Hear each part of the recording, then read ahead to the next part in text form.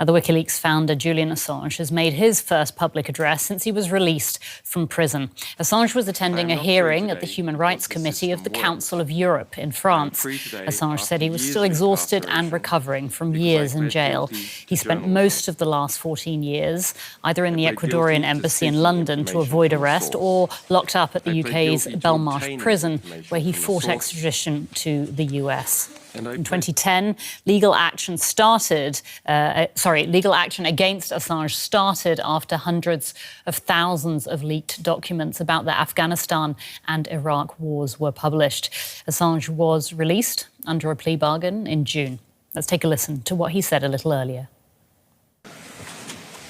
I am not free today because the system worked. I am free today after years of incarceration because I pled guilty to journalism. I pled guilty to seeking information from a source. I pled guilty to obtaining information from a source. And I pled guilty to informing the public what that information was. I did not plead guilty to anything else. I hope my testimony today can serve to highlight the weaknesses of the existing safeguards and to help those whose cases are less visible but who are equally vulnerable. And we can get more from DW Correspondent Jack Parrock, who's following this story for us in Strasbourg. Jack, why did Assange choose to speak at the Council of Europe in Strasbourg, and why now? Yeah, it's an interesting one that he came here all the way across the world from Australia, where he's been since his release. What's interesting is that he chose this committee, which is ostensibly to uphold the rights of journalists, to uphold the rights of freedom of speech. And the UK is also a member of that. Obviously, most of his ordeal was in the United Kingdom. So that's why he chose it. But there's also a case going on at the moment in this human rights body, which is specifically about his case and his designation as a political prisoner, which is ongoing. And it's ongoing this week. So that's kind of why now and why here. He could have potentially chosen a media outlet to do an interview, but instead he wanted to speak to all of the media and all of the parliamentarians from the 46 European countries that are signed up to this human rights body. And Jack, I mean, he says that he's still exhausted, he's still recovering from his years spent in jail. Can you give us your impressions of how he looked, you know, the way he was speaking? What sense did he convey?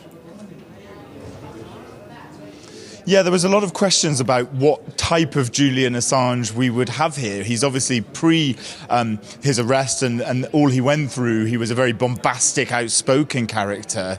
Today he was in a relatively plain blue suit. His hair was sort of neatly combed over. He spoke quite softly and mildly, but quite forcefully as well. Made some very clear points. His wife Stella was sort of fussing over the button to turn the microphone on and off when he was speaking and answering questions. And I think you could see from the team around him that they are very concerned still about his well-being. Indeed, this public speech, this visit to Strasbourg, is actually being called a sort of pause in his recovery, in his rehabilitation back into society. And he expressed and did show some emotion when he was talking about the situation that he went through, both in the Ecuadorian embassy and in Belmarsh Prison, which you can tell has affected him quite deeply. And what about the audience's reaction, Jack? Yeah, so as I say, he's a relatively divisive figure. Actually here he received a standing ovation from the parliamentarians at the end of his speech. A lot of them have been very, very keen for him to have been released and campaigned for his release. But there are a lot of people that are slightly concerned with some of the practices that he pursued when he was the founder of Wikileaks and the way in which he did it. So he does, although he's been released and there's a lot of sympathy for the situation that he went through, he is still a relatively controversial figure. And the big question is, what will he do now? Will he try and work as a human rights defender, or will he perhaps pull himself back out of the public eye? DW correspondent Jack Parrock in Strasbourg. Jack, thank you so much for bringing us up to date there.